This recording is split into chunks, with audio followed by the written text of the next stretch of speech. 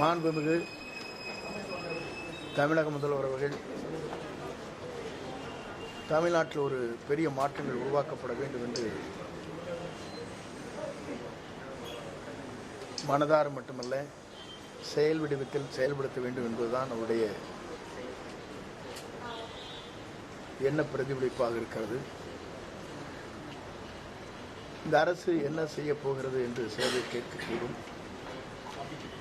முதலுடைய மனிதநேயத்தை பார்க்கின்ற போது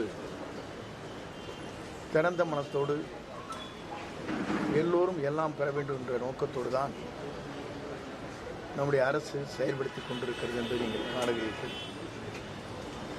நாளொரு மேனியும் ஒவ்வொரு அறிவிப்பை பார்க்கின்ற போது அடித்தட்டு மக்கள், விவசாயிகள் எண்ணற்ற திட்டங்களை உடனுக்குடன் நிறைவேற்ற வேண்டும் என்ற நோக்கத்தோடு தான் பல்வேறு அறிவிப்புகள் வந்து கொண்டிருக்கிறது. அடிப்படையில் நேற்றைய தினம் இந்த பொறுப்பேற்றதற்கு பிறகு நம்முடைய தலைமை கூடுதல் செயலர் CRA, துறையின் செயலர் மற்றும் ஆணையரோடு கலந்து பேசி பத்திரிகைகளை பார்க்கின்ற போது பல்வேறு செய்திகள் வந்து கொண்டிருக்கிறது. குறிப்பாக வெப்பநிலைகள் மாற்றங்கள் ஏறத்தாழ பல பகுதிகளே 107 வரையிலும் வெப்பநிலை இருக்கிறது. எப்படி மக்கள் அதிலே என்ன அறிவுரைகள் வழங்கப்பட வேண்டும் என்பது நம்முடைய வடமேற்கு பருவமழை என்பது இன்னும் ஒரு வார காலத்தில் தென்கிழக்கு பருவமழை ஒரு வார காலத்திற்குள்ளே வரும் நிலையில் அதை எப்படி எதிர்கொள்வது என்ற முறையில் அந்த பணிகளை எப்படி ஆற்றலாம் என்பதும்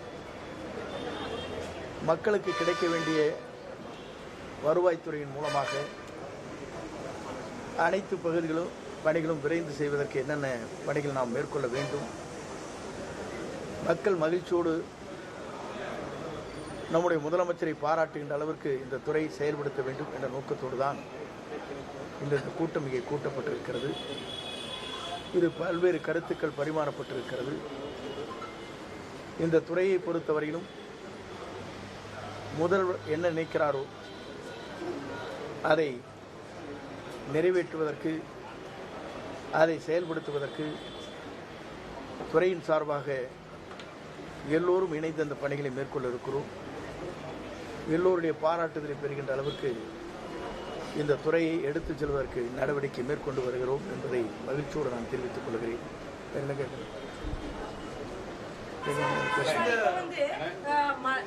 இந்த டைம்லயே வந்து நிறைய பவர் கட் அதிகமா இருக்குது.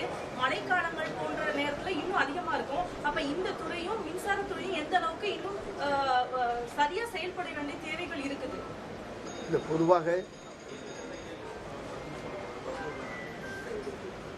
மழை காலங்களில் எப்படி மின்சாரத்துறை இயக்க வேண்டும் என்பது மின்சாரத்துறையினுடைய அமைச்சர்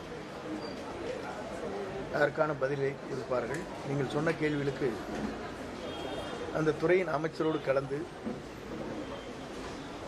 இது போன்ற தடைகள் வராமல் பார்த்துக் கொள்வதற்கு முதலமைச்சருடைய ஆணையை பெற்று நடவடிக்கை மேற்கொள்ளப்படும். சார், இப்போ பள்ளிகள் திறந்து கல்லூரிகளுக்கு போகிறாங்க மாணவர்கள், அவர்களுக்குரிய சான்றிதழ் கிடைக்க என்ன நடவடிக்கை எடுக்கிறோம்?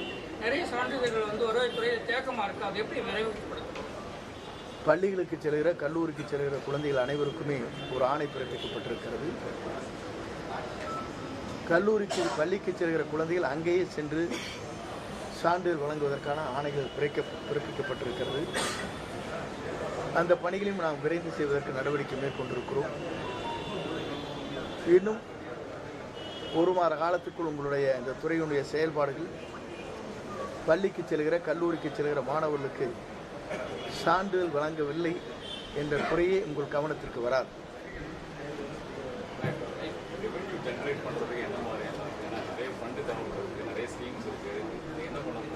அதை பொறுத்தவரையிலும் நிதித்துறை பல்வேறு ஆலோசனை சொல்வார்கள்.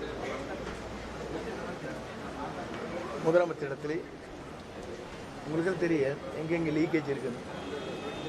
லீக்கேஜ் சரி பண்ணால் போதும். துறையில் இல்லை, எல்லா இடத்துலையும் நீங்கள் பார்க்கக்கூடும். ஏன்னு சொன்னால் நிதி சிந்தாமல் சிதறாமல் துறையின் சார்பாக செயல்படுகிற போது இது போன்ற குறைபாடுகள் நீங்கள் சொல்வதைப் போல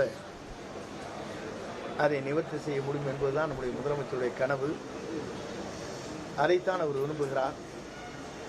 அவருடைய எண்ணங்களை நிறைவேற்றுகிற பணிகளை நாங்கள் அனைவரும் அந்த துறையின் சார்பாக நிறைவேற்றுவோம். வருவாய்த்துறையில